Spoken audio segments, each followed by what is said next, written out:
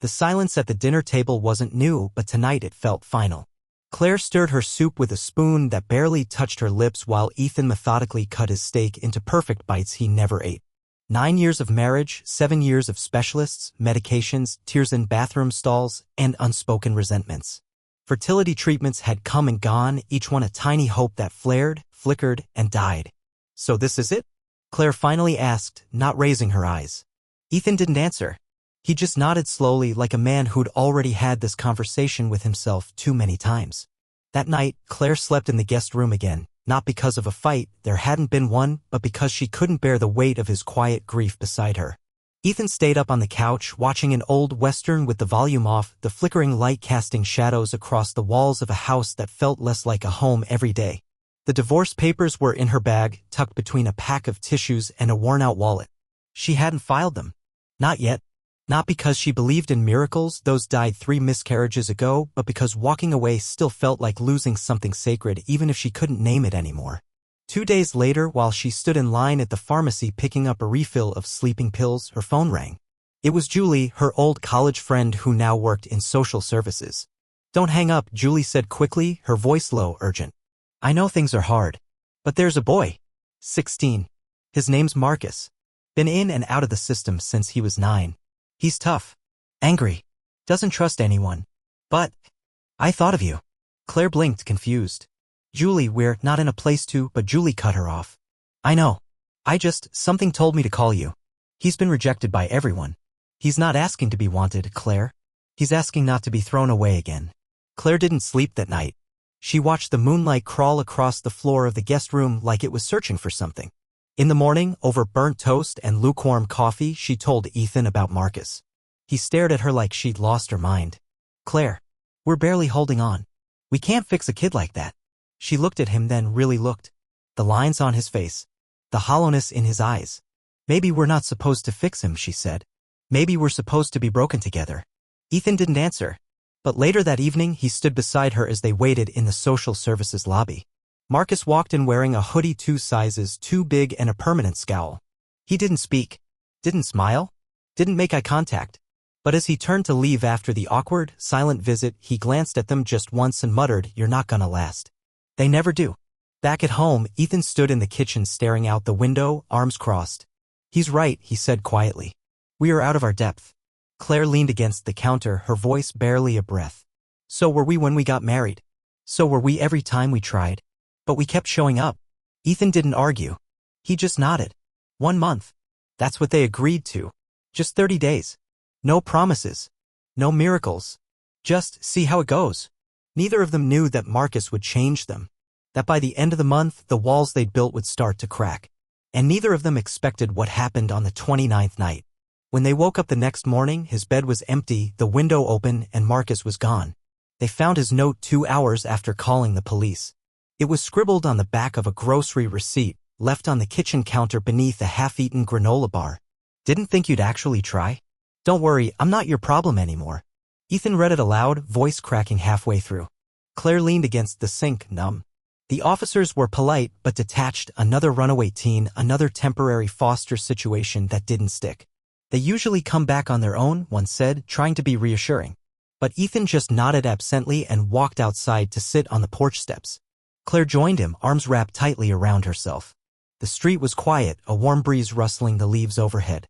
"He was starting to soften," Claire said. "Just a little." Ethan nodded. "He asked me yesterday if I knew how to fix a bike chain. He didn't even call me man, like he usually does." They both smiled faintly. Claire felt the tears rising but pushed them down. Again. Like she had so many times before. She couldn't afford to feel anything right now, not when this hurt so differently, because this time it wasn't about losing a child they never had. It was about losing one who had already started to feel real. The next 3 days were quiet and strange, the house too still without Marcus's music leaking under the bedroom door or the occasional slam of the fridge. On the 4th night, Ethan came home with a bruised knuckle. "I went to his old school," he said without preamble. "Asked around. Found one of his old friends. Or at least someone who knew him." Claire's eyes widened. "What did they say?" Said Marcus had this one place he went when he skipped class. An abandoned rec center 2 neighborhoods over. No one checks there. Too busted up. I think I think he might be hiding there. She didn't ask why he didn't call the cops. She knew. It had to be them. If they wanted any chance of bringing him back, it had to be on his terms. That night, they drove over in silence. The rec center stood like a skeleton from another life. Windows broken, graffiti covering the walls, a rusted-out basketball hoop hanging crooked. "Stay here," Ethan said, getting out. Claire waited in the car, heart racing. Minutes passed, then 10, then 20. When she finally stepped out, afraid of what she might, or might not, find, Ethan emerged from a side door. He looked shaken. "He's in there," he said quietly. "He's not hurt, but he doesn't want to come back." Claire stepped forward, ready to push past Ethan and go to Marcus, but he stopped her. He said something. Something I don't think I'll forget. Claire's throat tightened. "What?" Ethan hesitated, looking down. He said, "People always want to save you, until you remind them why no one else did." The words cut deeper than she expected. Claire nodded slowly. "I want to remind him that we're not like the others, that we can stay." Ethan looked up, his eyes damp. "Then let's do it. Let's show him." She took his hand and together, they walked back toward the crumbling building, toward the boy who didn't want to be wanted. But when they stepped inside, Marcus was gone again. All that remained was Ethan's phone, left on the dusty floor, with a new voicemail notification blinking on the lock screen. One message. From Marcus. Ethan stood frozen, staring at the screen like it might bite him. Claire moved first, brushing the dust from the phone and unlocking it with shaky fingers. The message was time-stamped only 10 minutes earlier. Her heart pounded as she hit play. Marcus's voice came through, muffled and low, like he was speaking from the edge of something he didn't want to look down into. "Hey, I figured you'd come. You're stubborn like that. Look, I don't know why you're trying. I told you people don't stay. They pretend for a while, sure. But then I screw up. I say the wrong thing. I get too loud. I get quiet. I break something. And then they're gone. Every time. I just wanted to say thanks. For trying longer than most. That soup Claire made? Best I've had in years. And Ethan, you didn't yell when I busted the garage light. That was new. I'm going someplace I used to go before the system put me with the Johnsons. There's this old lake house way out past Milford. No one goes there now. It's quiet. I like quiet. Anyway, don't come looking. This is better. For all of us." The message ended. Claire stared at the phone, knuckles white. Ethan was already walking back toward the car. "We have to go," he said. "Milford's over an hour away." Claire hesitated. What if he meant it? What if he really doesn't want us to find him? Ethan turned. "Then we show up anyway." The drive was long, every mile heavier than the last. Neither spoke much, but the silence between them felt less like a wall and more like a shared weight. They pulled off the main road just after dusk, the trees thick and overgrown, headlights slicing through the dark like searchlights. At the end of the dirt path, the lake glimmered in the fading light, and there it was, the lake house. Weathered, tired, but still standing. Claire's stomach twisted. "What if we scare him off?" she whispered. Ethan shook his head. "We won't force him, but we'll let him know we're here." They knocked, waited, nothing, tried the handle, unlocked. Inside, the air smelled of dust and pine. A faded couch, an old blanket, a single duffel bag in the corner. Claire called his name once. No answer. But on the coffee table was something that stopped her heart. 3 drawings. One was of the soup pot, steaming, with Claire's kitchen scrawled beneath it. Another showed Ethan hunched over a broken bicycle, tools in hand. The third was of all 3 of them standing on a porch. Claire in the middle, Ethan beside her. Marcus a few steps behind, drawn small, uncertain. She sat down hard on the edge of the couch, emotion rising so fast it choked her. "He drew us." Ethan nodded. "He sees us as his, even if he doesn't want to believe it yet." They stayed the night, leaving the porch light on, a pot of soup warming on the stove. Morning came, no sign of Marcus. Noon passed. Claire began to lose hope. But just after 3 p.m., Ethan walked in from the dock, eyes wide. "He's here," he said. "He's by the tree line." Claire ran outside. Marcus stood half-hidden behind a crooked pine. Hoodie up, hands in pockets, eyes down. "You came," he mumbled. Claire's voice cracked. "You left a trail." A long pause. Then Marcus said, barely audible, "You're not like the others. That's why I ran." Claire stepped forward slowly. "You can run again, but we'll still find you." And just like that, Marcus looked up, tears in his eyes, ready to believe but terrified to trust. And in the quiet moment that followed, Ethan's phone rang. Unknown number. A woman's voice on the line. "Are you the ones who took in Marcus?" she asked. "Because I think I might be his mother." Ethan held the phone to his ear, frozen. The woman's voice on the other end was shaky, weathered like it had been broken and rebuilt too many times. "My name's Janelle," she said. "I know I don't have the right to ask, but I've been looking for him. I didn't know where he was until now." Claire stepped closer, her eyes locked on Ethan's face. "He's here," Ethan said cautiously. "But he doesn't know you called." There was silence, long and heavy. Then she spoke again. "I'm not trying to mess things up. I had to know he was still breathing. Please, just tell him I asked about him. That I'm alive." Ethan hung up without saying yes or no. He turned to Claire, every muscle in his face tight with disbelief. "She says she's his mother." Claire blinked. "But I thought everyone did. According to the system, she OD'd years ago. But she's clean now. Says she's been trying to track him ever since." Claire looked toward the window where Marcus still stood like a ghost afraid of doors. "If we tell him, he'll leave. We could lose him." Ethan didn't answer. That night, they made dinner together, nothing fancy, just grilled cheese and soup. Marcus stayed near the porch, still watching them, still not ready to cross the invisible line between almost and belonging. As the sun set, Claire carried out a bowl of food and placed it on the steps, no words, just a gentle nod. Marcus approached once they were gone. Ate in silence, but left the bowl clean and the spoon rinsed. A small act, but it meant something. The next morning, they found him asleep on the couch. No blanket, no pillow, just curled into himself like someone waiting to be told to leave. Claire knelt beside him, whispering gently, "You don't have to run. Not from us." He didn't respond, but he didn't move either. By the third day at the lake house, Marcus was speaking again. Not much, but enough. He asked Ethan to show him how to bait a fishing line. Asked Claire how she learned to cook without burning toast. They laughed, and it didn't feel forced. It felt like a family. But the secret hovered like smoke. Claire couldn't sleep that night. She lay awake staring at the ceiling while Ethan snored softly beside her. Around 2 a.m. she got up, stepped outside, and found Marcus sitting on the dock, legs dangling over the edge, earbuds in.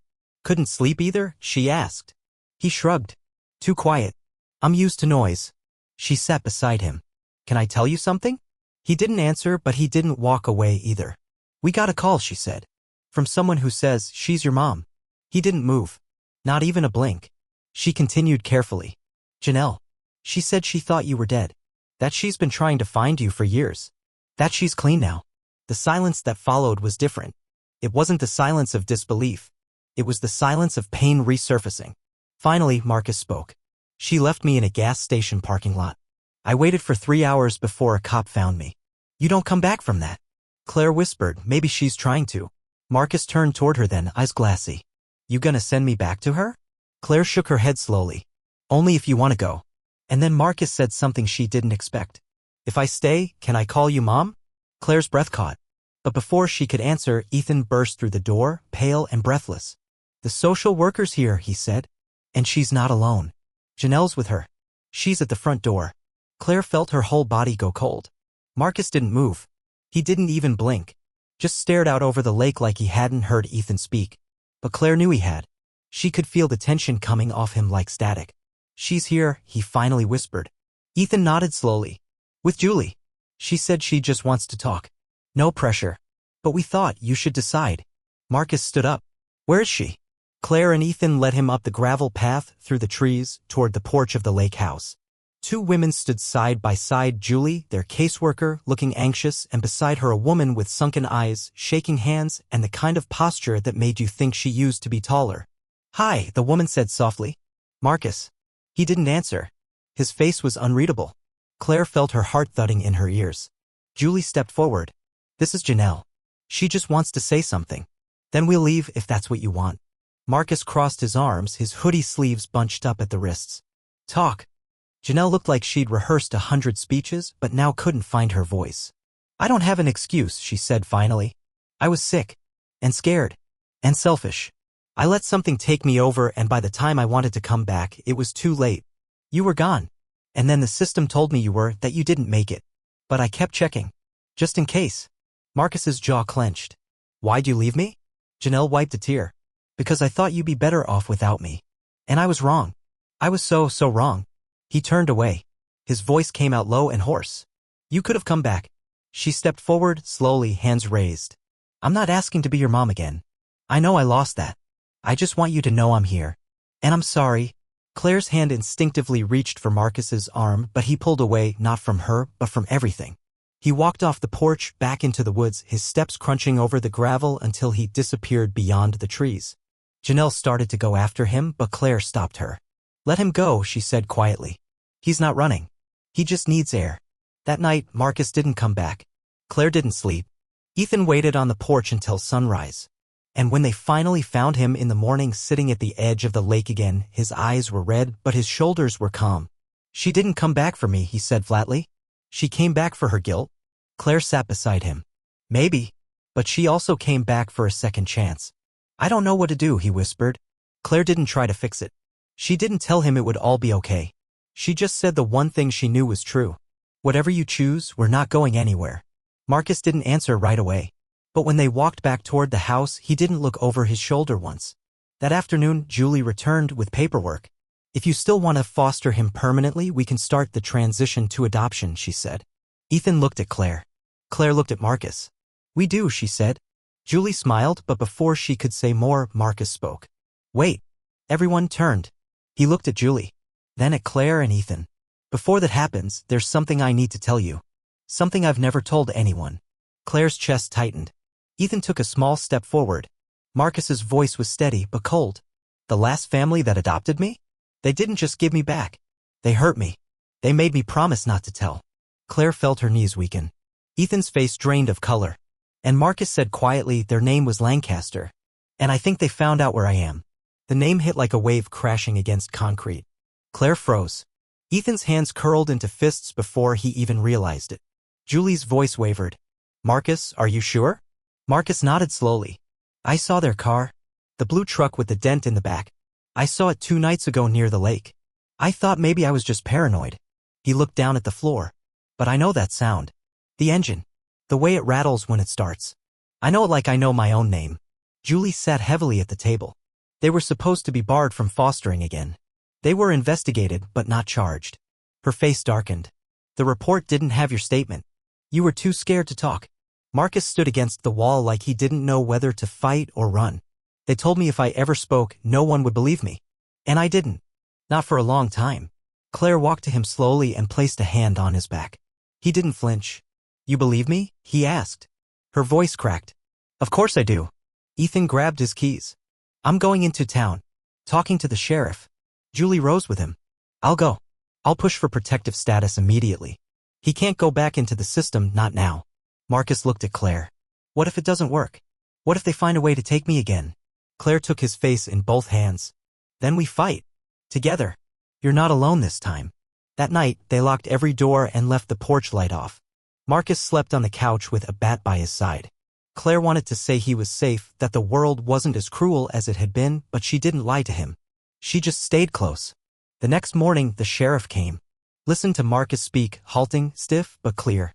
Julie handed over the papers. Emergency placement. Claire and Ethan were now his legal guardians pending full adoption. And just before the sheriff left, he made a quiet promise to Marcus.